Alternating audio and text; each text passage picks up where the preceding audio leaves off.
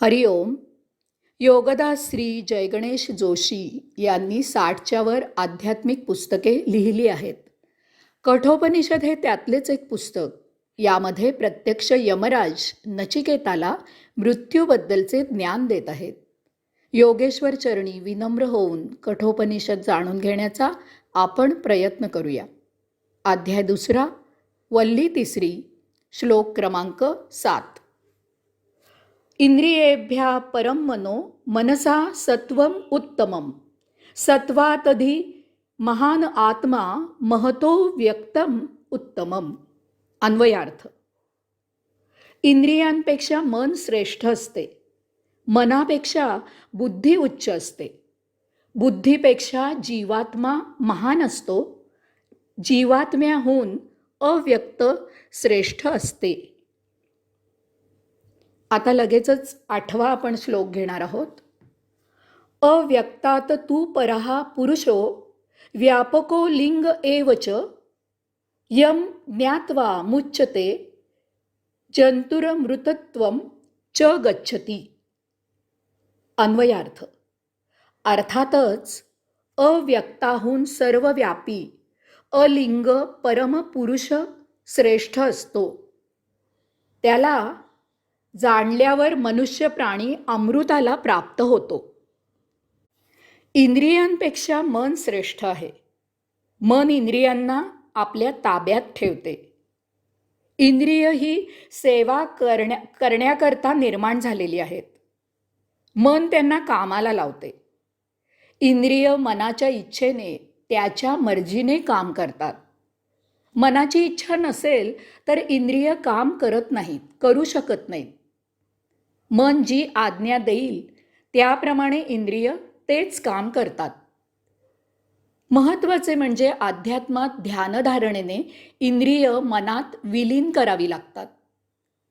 इंद्रियांची ऊर्जा मनात एकत्र व्हावी, इंद्रिय मनात तदाकार व्हावी, तेव्हाच ध्यानधारणा साध्य होते. म्हणून इंद्रियांपेक्षा मन श्रेष्ठ आहे. मनापेक्षा बुद्धी उच्च आहे. इंद्रियांकडून ज्ञानप्राप्ती झाली की ती माहिती, ते ज्ञान मेंदूला पुरवले जाते. मेंदू त्या माहितीचे विश्लेषण करतो. त्यावेळी मेंदू स्मृतीमधील माहिती वापरतो.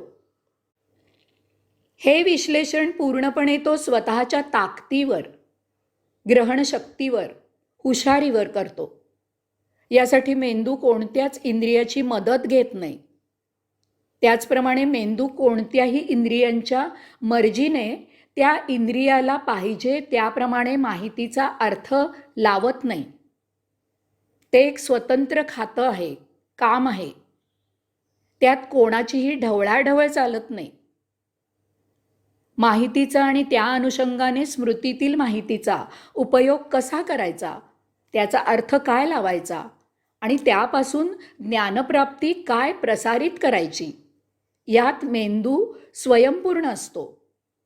म्हणून मेंदू इंद्रियांपेक्षा, मनापेक्षा उच्च आहे. बुद्धीपेक्षा जीवात्मा महान असतो. याचा अर्थ अर्थातच असा आहे की इंद्रिय, मन आणि बुद्धी यापेक्षा जीवात्मा महान असतो.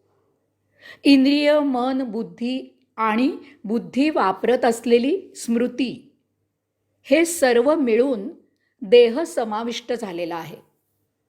तेव्हा येथे देहापेक्षा जीवात्मा महान आहे असे यमराज सांगत आहेत. जीव असेल तरच देह कार्यक्षम असू शकतो. जीव मृत झाला की देह आपोआप निष्प्रभ, निश्चल होतो. तेव्हा जीवात्मा असेल तर देह आहे, नाहीतर नाही. म्हणून जीवात्मा हा देहादी इंद्रियांपेक्षा केव्हाही महान आहे. जीवात्म्याहून अव्यक्त श्रेष्ठ असते. अव्यक्त म्हणजे अंतरात्मा होय. अंतरात्मा हा परमात्म्याचा अंश होय. त्यामुळे तो देहात वास्तव्य करत असला तरी साक्षी राहतो. तो स्वतः काहीही करत नाही. त्याच्यामधून सत्प्रवृत्तीच्या प्रेरणा स्फुरत राहतात, स्फुरत असतात. त्याचा उपयोग जीवात्म्याने करावा असे आहे. परंतु अंतरात्मा त्यासाठी आग्रह करत नाही. तो कधीच व्यक्त होत नाही. म्हणून त्याला अव्यक्त असं म्हटलेलं आहे. देहादी इंद्रिय अंतरात्म्यासाठी अंतरात्म्यामुळे तयार होतात.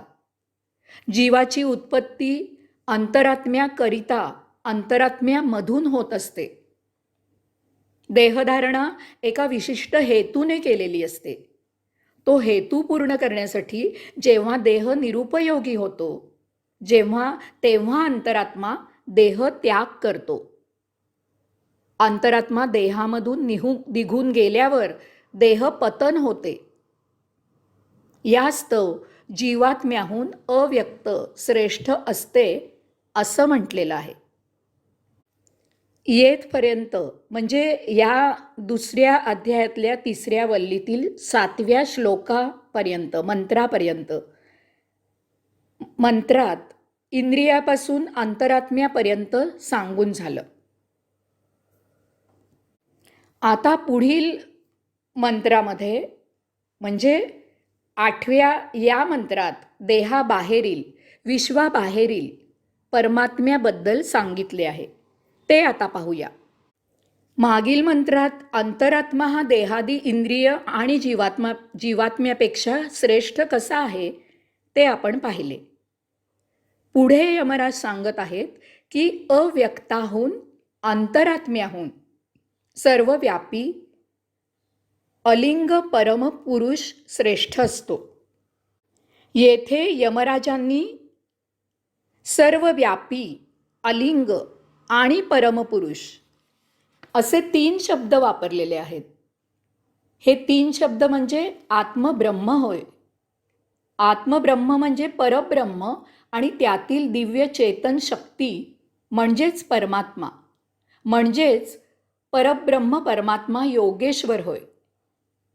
परब्रह्म परमात्मा हा सर्वव्यापी आहे. तो नाही असे एकही ठिकाण विश्वात किंवा विश्वाबाहेर नाही.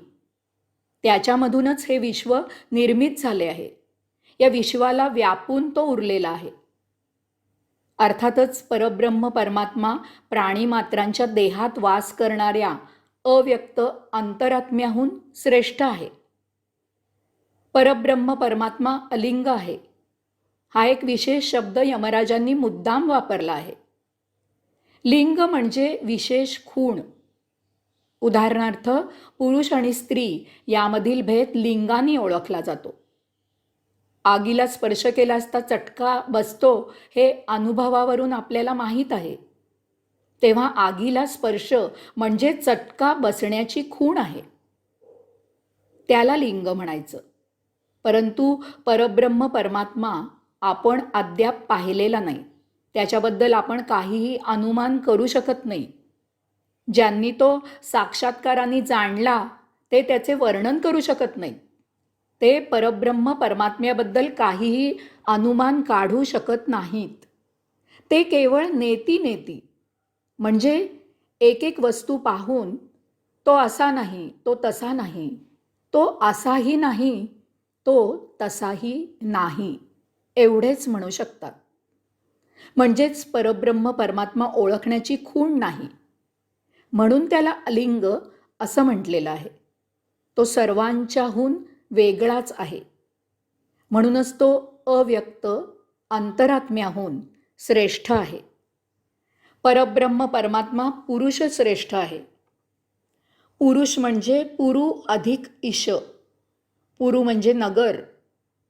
देह या नगरात राहणारा ईश. ईश्वर म्हणजे अंतरात्मा होय. अंतरात्मा ही देहादी इंद्रियांची चेतना, ताकद, शक्ती आहे. नुसत्या देहाला काहीही अर्थ नाही. ही चेतना, ताकद, शक्ती देहाबाहेर निघून गेली की देह गलित गात्र होऊन निश्चेष्ट पडतो, त्याचे पतन होते, देह मृत पावतो. शक्ती, ताकद हे पौरुषे हे लक्षण आहे. थोडक्यात म्हणजे देह वास्तव्य करणाऱ्या अंतरात्म्याला पुरुष असे म्हणतात. सर्व सजीवांच्या देहात अंतरात्मा म्हणजे तो पुरुष वास्तव्य करतो. हा परब्रह्म परमात्म्याचा अंश आहे. परब्रह्म परमात्मा परम मूळ स्त्रोत आहे. यास्तव परब्रह्म परमात्मा पुरुषाहून श्रेष्ठ आहे. तो पुरुष श्रेष्ठ आहे. तो सर्वेश्वर आहे, सर्व शक्तिमान आहे. यमराज सांगत आहेत की परब्रह्म परमात्म्याला जाणल्यावर मनुष्य प्राणी अमृताला प्राप्त होतो. यमराजांनी इंद्रियांपासून परब्रह्म परमात्म्यापर्यंतची साखळी कशी जोडलेली आहे ते सांगितलं आहे. ते जाणून त्याप्रमाणे योगसाधना करायची आहे. यमराजांनी इंद्रियांपासून सुरुवात केली. देहादी इंद्रिय जिंकून मन अधिपत्याखाली आणावे. इंद्रिय आणि मन अधिपत्याखाली आल्यावर बुद्धी अंतर्मुख होते. बुद्धीच्या ज्ञानमय प्रेरणा जीवात्म्याला मिळू लागतात. जीवात्मा अंतरात्म्याला जोडलेला असतो. ही जीवा शिवाची जोडी असते. देहादी इंद्रिय, मन, बुद्धी अंतर्मुख झाल्यामुळे सत्प्रवृत्ती जोपासली जाते.